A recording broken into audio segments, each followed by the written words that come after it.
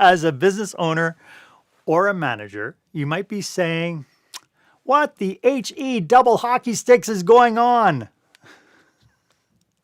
If the pandemic wasn't disruptive enough, now we have a waft of other concerns, especially around how we manage human interactions. And that's what we're talking about today on Marc Haine Live.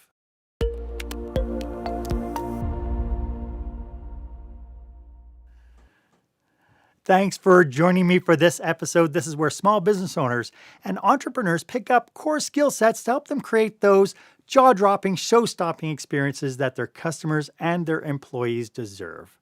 I am your host, service expert, and master of experiences, Marc Haine. It is so great to have you here with me today because I have a very special guest for this episode, emotional intelligence specialist, Kristen Harcourt.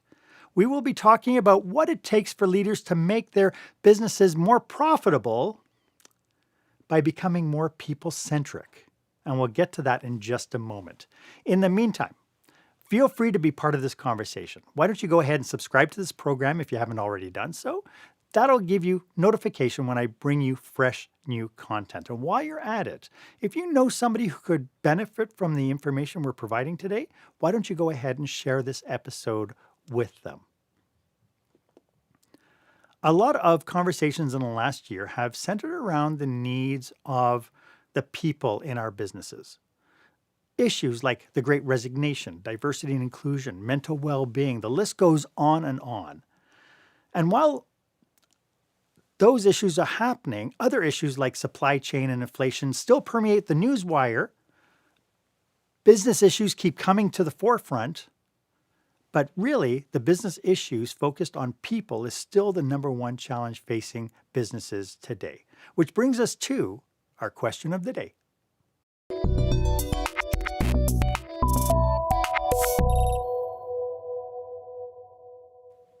So, as a business operator, a manager, or entrepreneur, how have you adapted to the needs of your people in the last year? Go ahead and share your responses. You know what? We can learn so much by some of the things that you're doing. The people who follow this can learn from you if you want to share it. So go ahead and share wherever you're sharing this in social media, and make sure that you use the hashtag experience leadership so we can really follow the conversation along. As I mentioned, my guest today is the executive coach, keynote speaker, and emotional intelligence specialist, Kristen Harcourt. In addition to being an in-demand speaker and facilitator, Kristen is also an accredited coach, empowering leaders to become more aware of their strengths, blind spots, values, and their purpose, so that they can build lives and organizations of success, sustainability, and health. Kristen loves to travel. She loves to do dance parties with her kids. She practices meditation and yoga, very, very zen, and kickboxing. She's also been known to jump out of planes for charity. Kristen, welcome to the show. Oh, so good to be here, Marc. Thank you so much for that wonderful introduction. Before we get into today's topic, could you dig a little bit deeper into what you do for your clients? Yeah, absolutely. Thanks for that great question. I would say the work that I do is really to help leaders pause, take a step back, and learn more about themselves, who they are, what they want, why they show up the way they show up, and how ultimately they can show up as the best versions of themselves in order to create more engaged workforces, more engaged teams, and happier lives for themselves as well and the people around them. So do you specifically work with leaders specifically, or do you work with like intact teams or management teams? Yeah, I really work with both. So it's working with individuals and helping them understand themselves better and what it looks like to show up with the best version of themselves when it comes to a lot of those things like emotional intelligence and communication. And then if you think about teams, the teams with a whole bunch of different humans working together with a lot of different operating systems and ways of seeing the world, it's really important for them to understand each other better so that they can better support one another and also give the opportunity for each of them to be in their zones of genius and understand what might work really well for one person might not work so well for another person and be really aware of that. And it's really pretty cool because if you're starting with the top of an organization, a lot of those personal changes at the top will snowball down to the rest of the organization.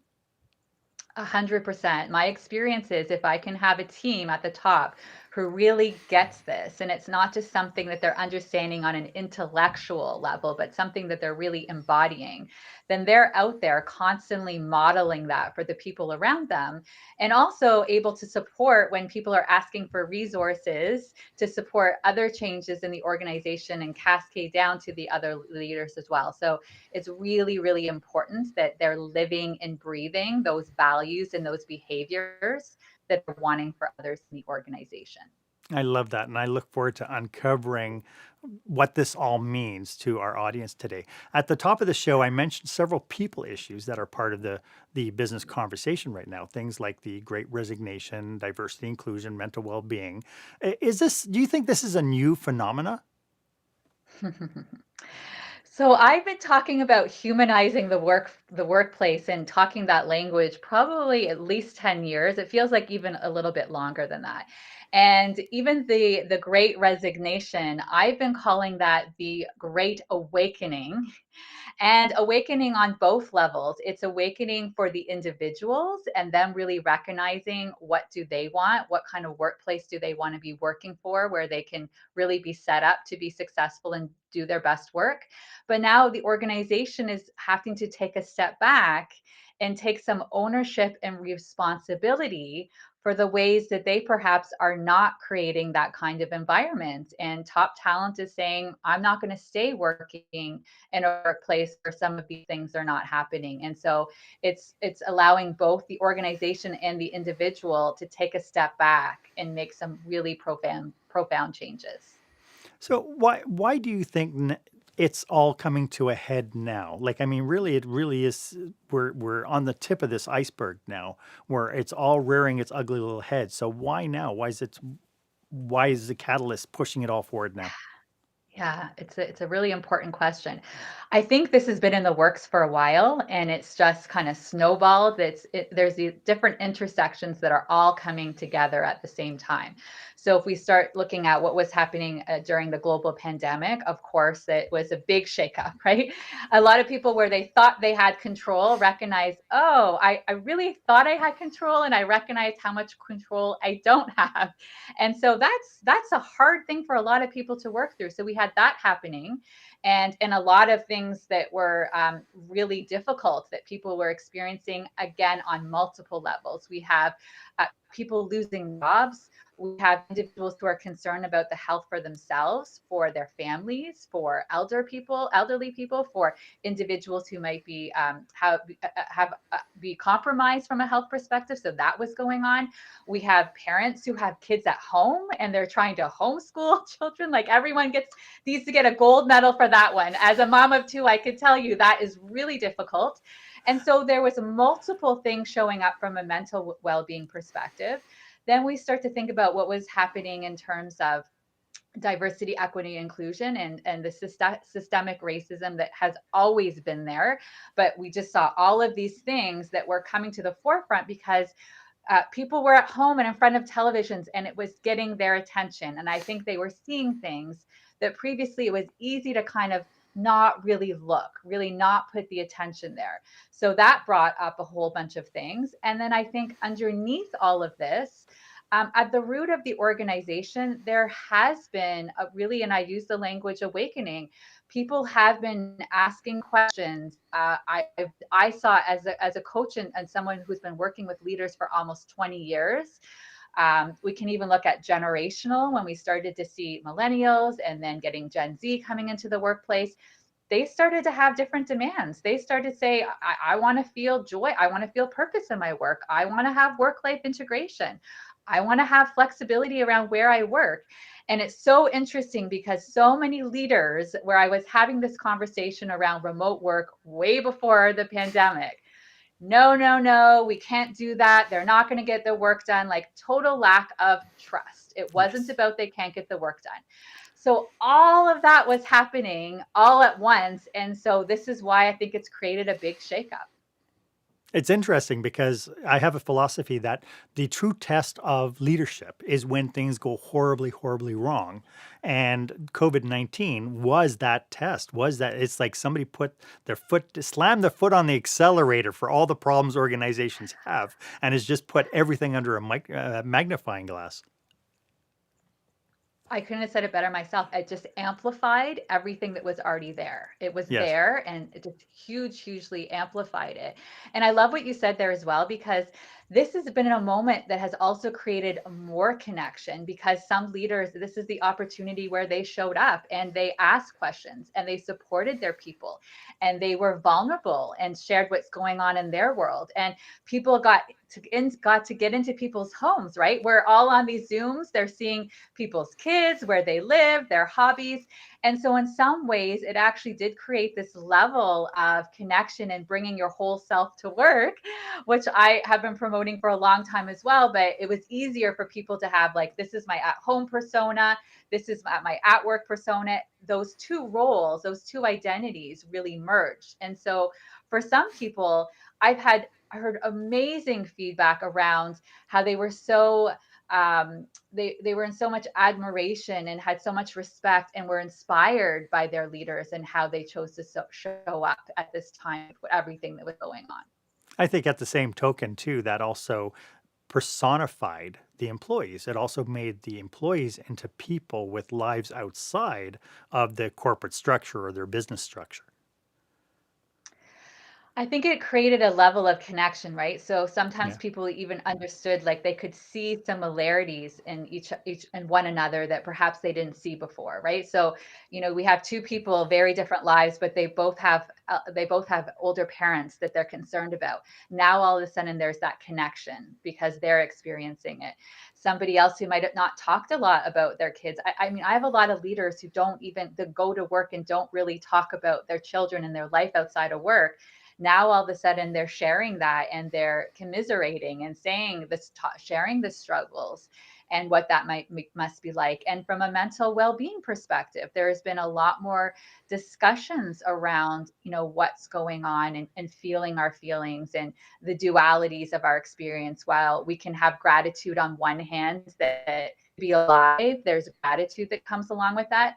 Yet at the same time, mentally, physically, emotionally exhausted and be feeling really sad and suffering. And you can be experiencing both of those together. So I think from a humanity perspective, we started to connect to our shared humanity. It's really interesting because, I entered the workforce when I was 16 years old back in 1977. And the workplace was entirely different. Like you went to work and the management philosophy was if I want your ideas, I tell you what they are. Right? If I ask you to do something, I don't want you to ask why. I want you to say, ask me how high, right?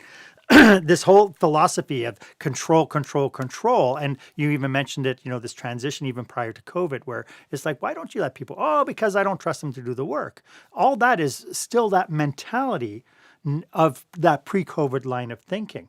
As we move forward now, as businesses are starting to adjust to, hybrid workplaces or remote workplaces or in-person workplaces, what do you think the future is going to be holding now for the demands of the leader? Yeah, that's a really good point. I think so. What people are recognizing is the old school philosophy of command and control, where we start to think in the Industrial Revolution, where people used to work on a line, and what that looked like in terms of you had to tell people what to do. It doesn't work anymore. And so this new version of leadership really has to be something that's more not a one size fits all, but more around adapting to the workplace and understanding you have a lot of different individuals with different needs, different motivations, and really spending the time as a leader having more conversations, tapping into more curiosity, spending a lot of time listening, through asking those questions, recognizing that your job as a leader is not to have all the answers. Your people can give you answers that you don't know. You're not in their world. And so it's not, and hey, I'm taking some heaviness off of your shoulders, because I see a lot of leaders who feel like their role and responsibility is to have all the answers. No, You need to go out there and ask the questions and hear, what's your workforce telling you? What do they need more of? What do they need less of? What's working really well for them? What's not working very well for them? And that's where you start to make changes. And of course, you're not making all of the changes at once, but make sure that your people are knowing that you're paying attention and listening to what they're saying, and being transparent and having that open communication. And guess what? That's where you start to build a lot of trust and engagement and loyalty. People want to work for organizations with leaders that are coming from that place. Yeah, it's interesting. What you've just painted is kind of this ideal situation with this leader being highly present in their workplaces, taking the time to actually talk to their staff and talk to their employees and find out what are their needs and so on. If you were to rate the business world today, how do you think leaders are faring? Mark, it's not a good picture. I would say that what's different, and where I have seen a shift is there is a wanting and a knowing that showing up more coach like would be effective. Where the disconnect is I don't think they know how to do it. They just think, well, I get it. I could see how that would be valuable, but they're doing what they've seen. So perhaps when they think about the leaders that they reported into, they were more micromanaged. They didn't have leaders who coached and asked questions. So I think where the disconnect is a little bit of confusion around what it looks like to do that. And then the other thing that I think is getting in the way of leaders. So if I was going to give a rating, I'm going to give them a number. I would say 4 out of 10, 5 out of 10 is what I'm seeing if I just holistically. Certain organizations, of course, there's lots of training is being provided, so their learning curve is better, and I would rate them higher.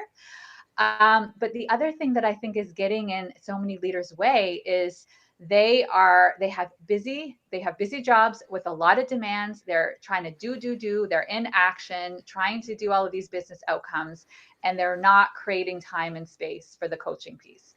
Here is what I'm going to tell you. I know this is going to feel counterintuitive that there's just no time, but if you actually proactively make the time for the coaching conversations, down the road, it is going to take away so much of the additional time that you have to spend in the business because communication breakdowns, because you're not all working together as a high performing team. You're not getting things done as effectively. And so I know that the leaders that are listening, some are going to say, Kristen, if you saw my calendar, I'm in back to back meetings.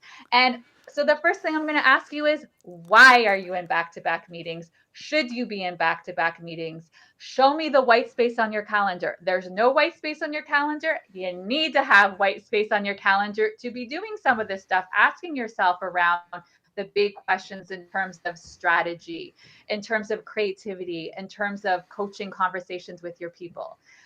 When this happens, everything else runs so much way more smoothly. Yeah, it's interesting, because it is now what you're talking about is looking at one's job description essentially and getting really proactive in prioritizing coaching and mentoring before all the busy work stuff. Right. Yes, And yes. like Like, you said, it's wow. counterintuitive because to a leader, it's like, boy, if I sit down, I have, if this idea of coaching and mentorship in the hierarchy of our organization is I'm responsible now for all these division managers. So I'm gonna have to make time to sit and coach and mentor with them. And then I'm gonna expect that they're gonna do the same thing in their teams. Well, it's like we're not gonna get anything done. But yet it's like you said, it's absolutely counterintuitive because once you do it, it's like, oh my goodness, I can take my foot off the brake, and we're on the energy level of the organization is on cruise control. Yes, right. And this is where I think self-reflection is so important, is because if you're not taking yourself as a leader, if you're not taking a step back to ask yourself those questions, is this the most effective use of my time? And I mean, meetings is one, we could do a whole podcast episode just on that, because there are so many meetings that should not be meetings. Email communication, while it's great, it has lots of ways that is not being used effectively at all, that is actually spending hours in people's days not effectively. And also, what happens a lot with leaders is what gets perceived as an emergency is where they're spending their time. Yet it's not actually an emergency. Their thought process, it feels like, well, that person's come to me, so it feels like that's at the top of the list for priorities, but quite often it's actually not. And so we've got all these leaders running around in emergency mode and not actually owning their day. The day's owning them, right? Everybody's coming to them. And so this is why, as leaders, I think it's so important to take a step back and constantly be asking questions of yourself. One of the exercises I give to my clients, Mark, is, and this isn't a long time, 3 to 5 minutes at the end of each day. What were the wins today? Where did I struggle? And what am I going to do differently tomorrow? Like, what did I learn from those things that I struggled with? Right. So that they're constantly pulling that information forward and doing something with it. I love it. I love it. You just gave me an idea for another podcast. I'm going to have to invite you back because the next podcast we're going to do is going to be about around meeting, and the title is going to be "To Meet or Not to Meet." That is the question. I love it. We'll make it a little Shakespearean and stuff. We'll dress up for it. I would like to talk about the importance of emotional intelligence, and we'll get to that right after this. When the spotlight shines on your business, are customers applauding or yawning? In other words, how is your business performing? Make your business a star with the new book, Lights, Camera, Action, Business Operational Excellence Through the Lens of Live Theater by Marc Haine. Marc uses his business and acting experience to help you see your business like a live show so you can create a performance your customers will never forget. Buy Lights, Camera, Action today at your favorite online retailer or directly at marchaine.com. Welcome back. I am speaking with the fabulous Kristen Harcourt. Kristen, a lot of things that you've been talking about now about leadership, self-awareness, and so on. I'd really like to delve into a little bit about this concept called emotional intelligence. And for those people who really have maybe seen it but really don't understand it, what is emotional intelligence? Yeah, I think that's an important question because I think people have various ideas of around what that looks like. Mhm. Some people touchy-feely. Emotional intelligence is really about both emotional and social skills. And so it starts with understanding your own emotions and what you're experiencing in your internal landscape and how you're expressing that to others. Emotional intelligence is around building interpersonal skills and how you're building relationships with the people around you and how you're able to make meaning and understand what other people are experiencing in their worlds and understanding their emotions. And it's also, as emotions are heightened, your ability to be able to cope with challenging situations. So when we start to think about stress and resilience. And so it's very much about both your internal experience and then the experience of those around you and how all of those are interacting together. So how does emotional intelligence differ from, say, empathy? Yeah, that's a great question. So, empathy is definitely a part of emotional intelligence. So, when we start to think about interpersonal skills, to be a great leader, I believe we really need to be able to tap into things like empathy. And as a leader, to be empathetic is around putting yourself in somebody else's shoes. And that's by just actually even being able to be a really present listener. If everybody could just work on listening, we would have, oh my gosh, I can't even tell you how much it would transform our organizations to be actively listening, to be present with the person in front of you, not waiting to respond, not already knowing what you're going to say, anyways, but just truly listening to understand. And when you're also listening to understand and people can feel that presence, that individual, feels ultimately, it feels seen and heard. And we're all humans in organizations, in work or outside of work, that all want to feel seen and heard. And so that's one level of empathy, is one level of emotional intelligence. Some other areas around emotional intelligence are paying attention to what's going on in your internal dialogue. So things like self-regard. What's your self-talk look like? A lot of leaders would not speak to their friends the way they're speaking to themselves. Yeah. Super hard on themselves. Expectations. Leadership, when we start to look at emotional intelligence in terms of self expression, it's also things like assertiveness, our ability to be independent. It's also about problem solving. So when emotions are heightened, are you able to get grounded before you make decisions? I like to talk about the pause button, because if we don't pause, we have issues with things like impulse control and reality testing. We don't see reality as it is. And I'm sure everyone listening can think of a time where you sent an email and afterwards you regretted sending that email. That's emotional intelligence, that's impulse control. And stress, right? When emotions are heightened, what are you doing when those emotions are heightened? What are your coping mechanisms? Can you stay flexible? Are you still remaining optimistic? Are you putting things into perspective? Those are all areas of emotional intelligence.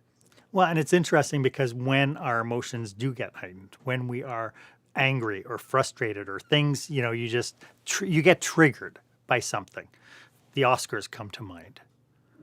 The lizard brain takes over and you're no longer rational, right? Yes, So yes, how yes. how does one recognize this is happening? I recognized it years ago. I couldn't understand, a situation had happened. I was so mad at the situation. I was just like, "Grrr." And a couple hours later, I was dealing with the problem. I was just working through it and stuff. And, at the end, I ended up with a really good day. But then I sat back and thought to myself, why was I so mad? Like, what was it that triggered me to be so like I wanted to throw things and so this idea of it was looking back with the sensible brain. It's like, why was I so irrational? Right? And so how do people mitigate that? Yeah, yeah. So I think first of all, it's just an awareness. We are all going to get into moments like that, things that trigger us, and we don't all have the same triggers because we all have different lived experiences. And so a lot of times the trigger is actually bringing up something that happened in your past. And so it's a safety thing. And so just to talk about what's happening in terms of your nervous system, so you've now gone into fight, flight, or freeze. And so the nervous system, the adrenaline, the cortisol is going. Your body is trying to protect you because it has some really great coping strategies that back in the day, it thinks there's a saber-toothed tiger, right? There isn't a saber-toothed tiger anymore, but it doesn't recognize that. So it's doing everything it can in that moment to keep you safe. And so that is not when you want to be taking action, right? So in that moment, so what you can start to do in terms of building awareness is just noticing what happens physically to you when you're noticing you're getting into those moments. So I'll give myself, for example, use myself, for example. So I know those moments when I'm getting triggered and it's the cortisol is really going. How I experience it is in my body. I notice my chest gets really tight. It gets hot. My hands start to get sweaty. It starts to be harder to breathe. I feel some anxiety in my stomach. I start to feel knots. And so I'm going to notice in that moment, okay, my nervous system right now, it's been hijacked. My brain has been hijacked in this moment. And so what do I need to do right now to calm myself down? And so some of the coping strategies might be, okay, I'm going to actually get up from where I am from my desk and I'm going to go walk around and have some movement. I'm going to sit down and intentionally take some deep breaths. I'm going to slow it down, right? Because your body it's right now, it needs just some slowing down. So I'm going to take some deep breaths. Sometimes it can even actually be doing something to move through what's happening in your body. So anger, we have this right now. We A lot of us think that there's certain emotions that are good emotions and other emotions that are bad emotions. All emotions are not good or bad, they just are. And what you do when those emotions are happening. So sometimes even if I notice by myself and the emotions are really heightened, I might actually go downstairs to my punching bag and take it and do some punches in my punching bag to just move through the emotion. So you want to be aware of what's happening. You want to do what you can to calm your nervous system. So I want to be conscious of some people listening right now. They might notice, oh, this happened at work, Kristen. I can't go to my punching bag. I'm in the workplace right now and it's happening.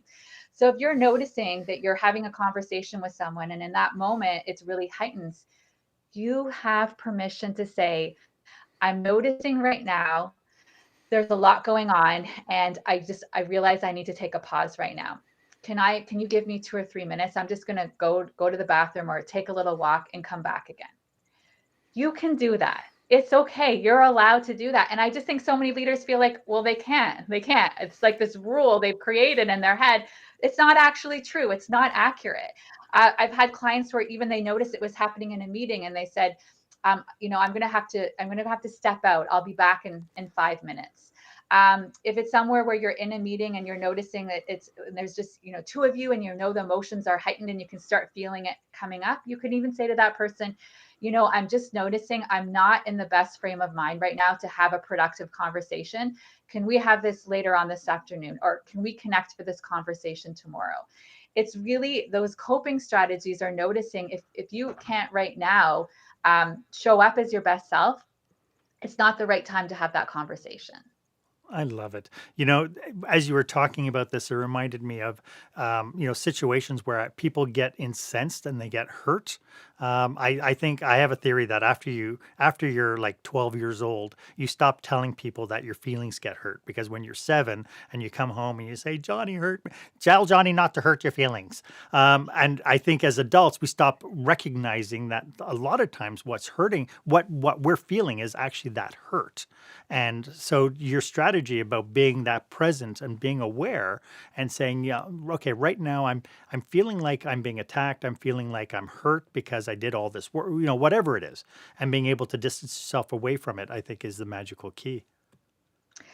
And you can actually experience your healing in your workplace. Like that's the beautiful part, right? Some of this Yeah. is a healing journey as you're talking about it, right? It's like you didn't have anyone supporting you necessarily in that moment. Or even as a child, right? The parents are like, suck it up, it's fine, move on, or they're trying to fix it. You never got a chance to actually process and work through those emotions. And now they're showing up again. Now, as the adult, you get to be there for yourself as the adult that you didn't get to have someone necessarily there for yourself, or you couldn't be there for you as a 7-year-old because you didn't have the mental capacity, right?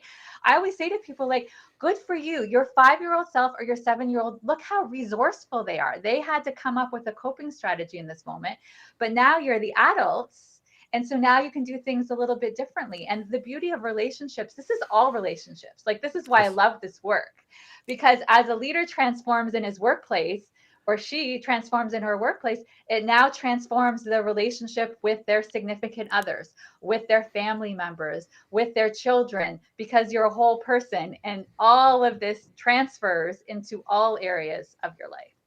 It's amazing. How this idea of self-awareness for leaders, how self-aware are leaders? Like I talk to leaders and they think that they're super self-aware. Yes, yes, yes, yes. So it's interesting. Dr. Urich did some work around this.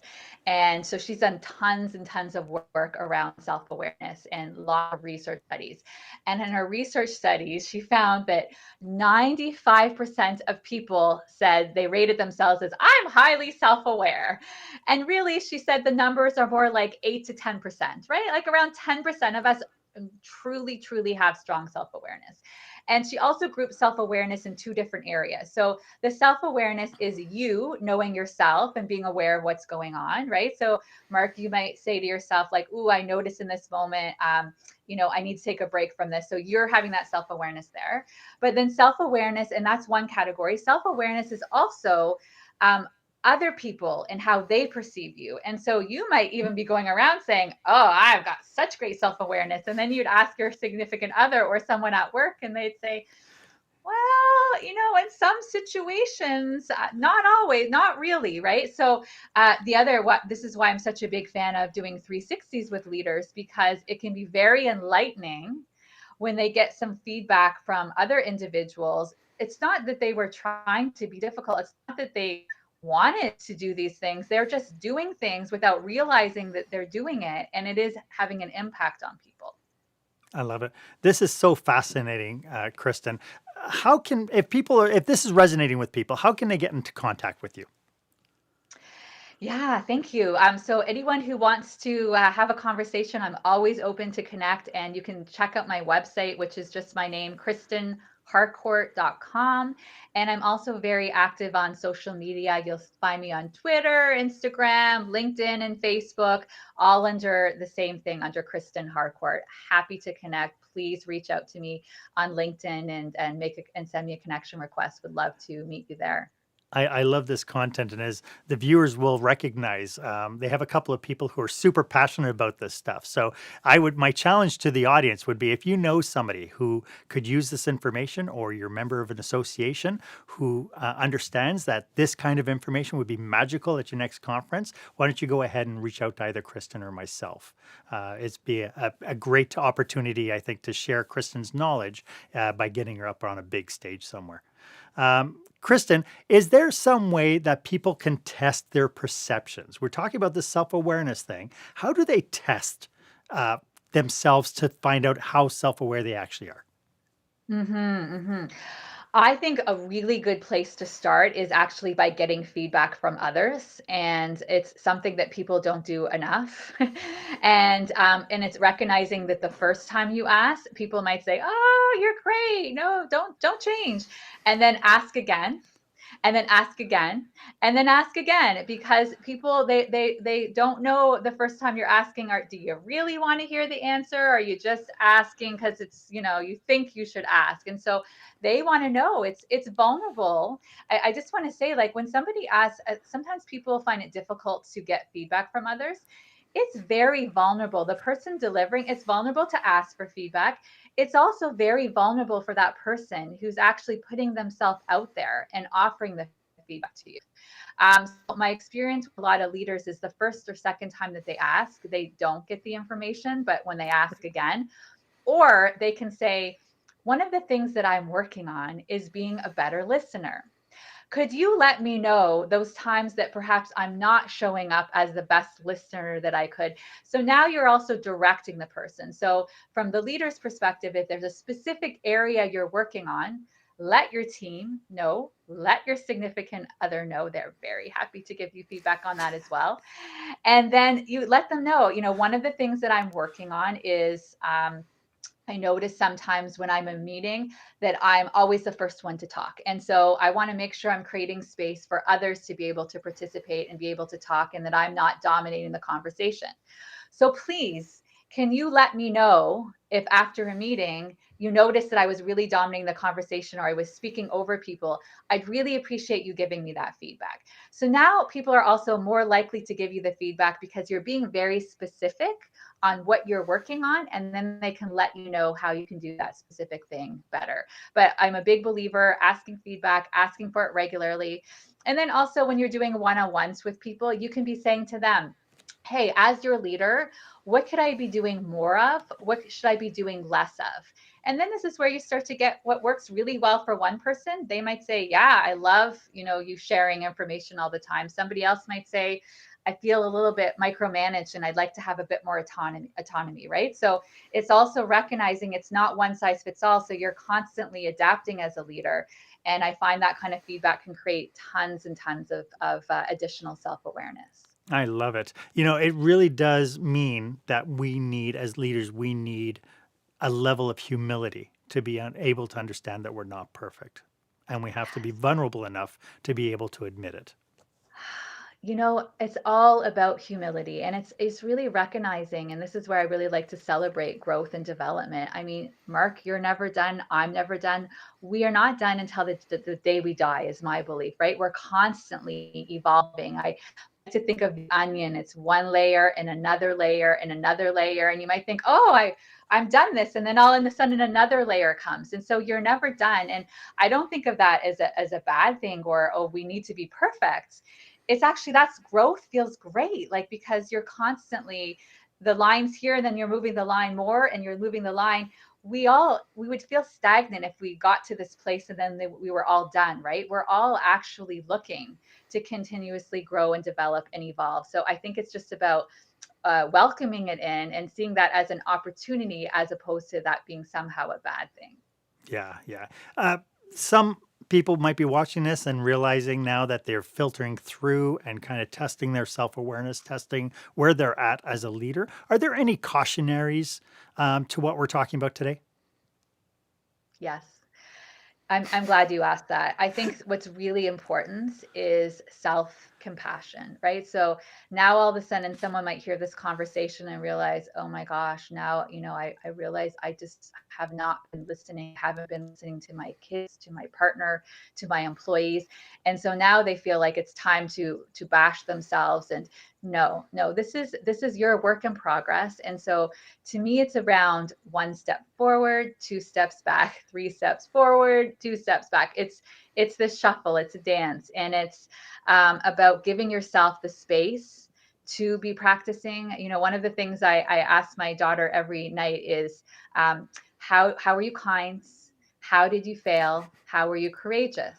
And it's because and I've been doing this, she's 12 now. We started doing this when she was around 7 or 8 years old, because I don't want her to see failure as a bad thing. I want her to see failure as she went out there and she put herself out there. She tried something. And what did she learn through the process of trying?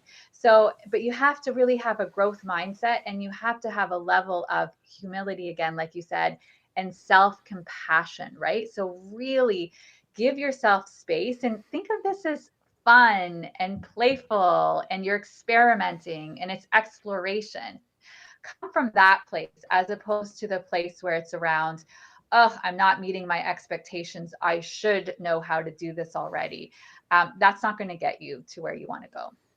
I love it. I love it. This has been such a valuable conversation, Kristen. I can't thank you enough. Do you have any last thoughts about what we were talking about today? Yeah, I think last thoughts would just be, we all have this breath. We use it all the time, but we don't pay attention to the fact that we're breathing day in, day out.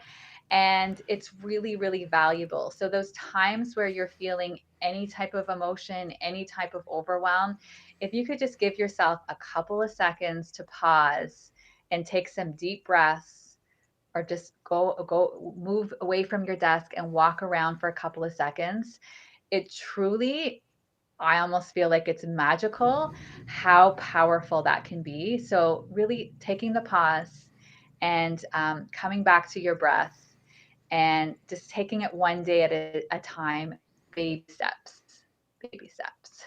Love it. Could you remind everybody one more time how they can get a hold of you? Yes, thank you, Mark. So it's Kristen Harcourt. So KristenHarcourt.com. Love it. Kristen, thank you so much again for sharing your passion, your knowledge, and your expertise. This has been absolutely magical. Thank you. Thank you, Mark, for wonderful questions and a really great discussion. I've truly enjoyed it. Thanks so much. Why don't you let me know if this was of value to you? As always, my offer stands. If you would like 30 minutes of my time to brainstorm your business with you and your team, please feel free to book yourself on my online calendar. The link is in the show notes. Also in the show notes is Kristen's contact information, and I believe she offers 30 minutes consultation as well. If you want to pick her brain, explore, do a little discovery call with her, she is absolutely fabulous. As always, I am at your service, and if you haven't done so yet, why don't you go ahead and subscribe to this feed? This podcast is to your service. This is the only reason why I do it. If you subscribe to it, if you ring the bell, you will get notifications and first dibs whenever I create new content that will help you create the jaw-dropping, show-stopping experience your employees and your customers deserve. My name is Marc Haine. I hope you stay safe, stay healthy, and I hope you dare to be the exception.